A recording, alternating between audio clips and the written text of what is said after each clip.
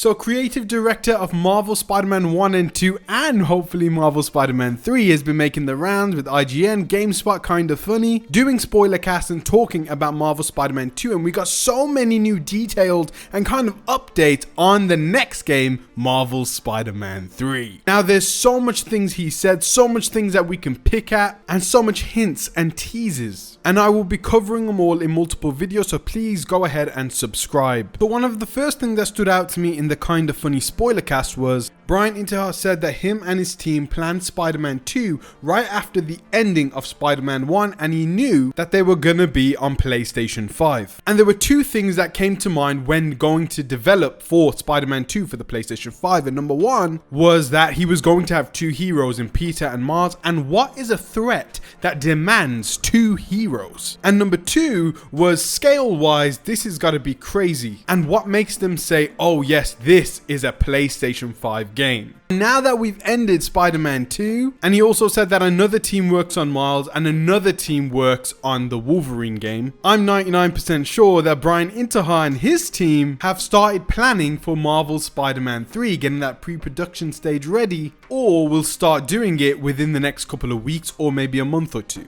And we also know for Spider-Man 3, they're most likely going to be getting 3 Spider People, with Peter, Miles, and Cindy Moon. So we can be assured that the team is saying, what is a threat that requires 3 Spider People? And by the time Spider-Man 3 is out, we're also going to be playing on the PlayStation 6. So what makes fans go, oh yes, this is a PlayStation 6 game? And I also want to mention that Spider-Man 3 will most likely also be a PlayStation 5 and PlayStation 6 game, because if they start development now and the PlayStation 6 is released within 2026 or 2027, Spider-Man 3 may likely be on the second or third year of PlayStation 6. So it could be an exclusive or it could be a cross-gen title. In terms of the overall villain, we kind of know it's going to be Green Goblin, and they talked about how they set the overall villain of a main game. For the first game, they did Doc Ock because that's Bryan Intihar's favorite villain. For the second game, they knew they wanted to do Venom. And Bryan Intihar did say on the Kinda Funny podcast that there is one we have not featured yet, which is a nod to the Green Goblin. So it's just a little confirmation there, a little more of a tease that yes, Green Goblin will be the main villain of Spider-Man 3, but I think we all knew that at this point. Intihar also said that each game does have its own theme, and number 1 had its own theme, and Spider-Man 2 really hit hard with the rehabilitation theme. Throughout the game we saw Tombstone, the recovery of the symbiote, Miles needing to move on from Lee. So we know that the third game will have its own themes too, which is obvious as well. But it's nice to hear Bryan Intihar actually say this about Spider-Man 3. Let me know in the comments what you think the third game's theme will be. Also for Marvel Spider-Man 3, we should also be getting a lot more unknown characters, just like in Marvel Spider-Man 1 and 2. Bryan Intihar says that he likes getting these unknown Spider-Man villains and characters that haven't really been explored in the media yet, and giving them the spotlight in these games, like Mr. Negative, and also characters like Wraith. Even Kraven himself hasn't really been represented in mainstream movies or television. And one character that we've already got teased is Cindy Moon, who's most likely going to be the third Spider person in Spider-Man 3. He also said a throwaway line, I think it was in the IGN, or it could have been in Kinda Funny, I can't remember, but it was something along the lines of Miles and Pete being playable, and he goes, well, it is Spider-Man 2, right? It was just a little joke, but we can assume that of course Spider-Man 3 will feature 3 playable characters. I think that's what everyone assumes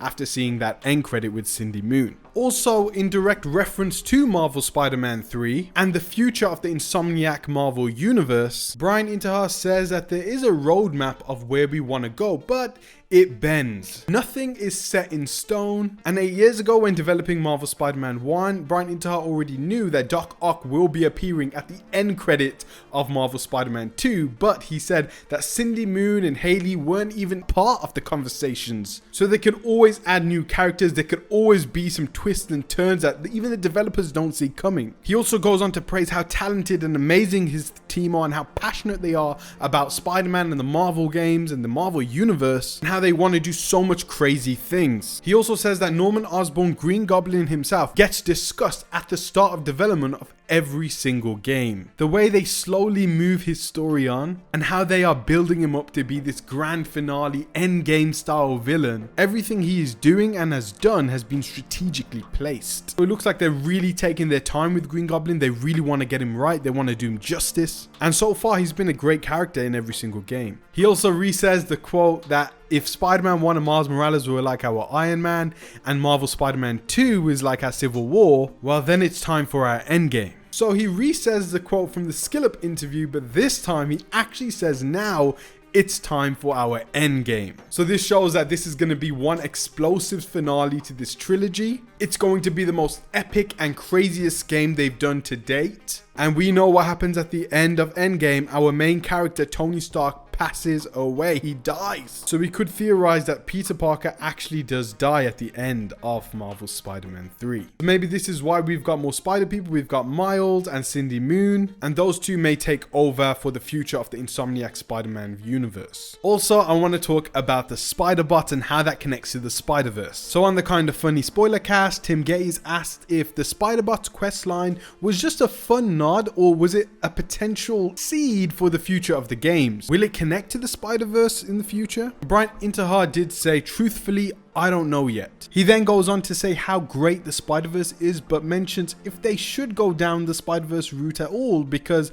they've already done that in the movies, but he doesn't know. He also says that if the opportunity presents itself, then maybe, because 9 years ago, this was another thing that was never even conceived. So we did get that Miguel line at the end of the Spider-Bot's quest in Marvel Spider-Man 2. And I really think it would be cool to do another thing like that in Marvel Spider-Man 3, but this time we actually get to see Miguel O'Hara and maybe fight side by side with him in one of the missions and kind of do a Spider-Verse side section, a side mission, or even a chain of missions where I think it would be cool to take down different universe versions of Kraven, Vulture, kind of how we saw in Across the Spider-Verse where we got that artsy version of Vulture at the beginning of the movie. Maybe in these side missions we can go and take down different versions of Scorpion and the Sinister Six, which are all dead now in this universe. And it kind of leads to question, where the hell are these guys coming from? How are they still alive? And that kind of side mission all links into the Spider-Verse. I think that would be absolutely incredible, and it's an incredible idea for Insomniac to do, but they never said anything like that.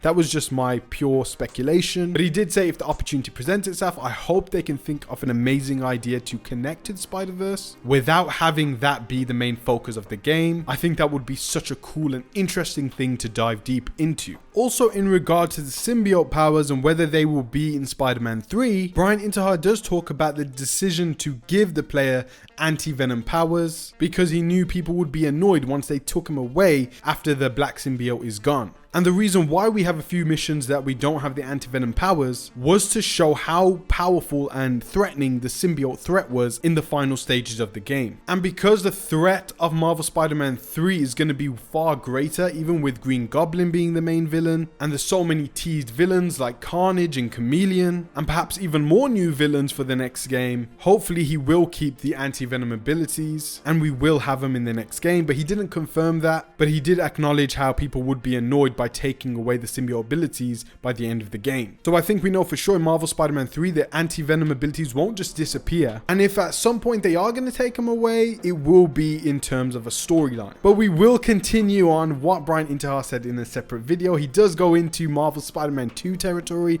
where we can talk about the future of Marvel Spider-Man 2 itself, which I've also made a video on, which I'll leave in the description and pinned comment section below. But he also did go a little bit into the Wolverine game, but how another team is working on that. And there are reasons why Wolverine didn't make an appearance in Marvel Spider-Man 2. I'll also leave the kind of funny spoiler cast with Bryan Intihar in the description and pinned comment section below, along with my other Spider-Man videos, which I will be making more of because he did say so much. We talk about the upcoming Star Wars games on this channel, Cyberpunk sequel, The Witcher 4 and more, and we will be continuing the discussion of Spider-Man 2's updates alongside Spider-Man 3 and Insomniac's Wolverine. So guys, thank you so much for watching. Peace out, God bless. I hope to see you in my next videos, so take care. I feel like I'm losing my mind. Is everybody in the world blind? Please, Lord, give me a sign, a sign. I feel like I'm losing my mind.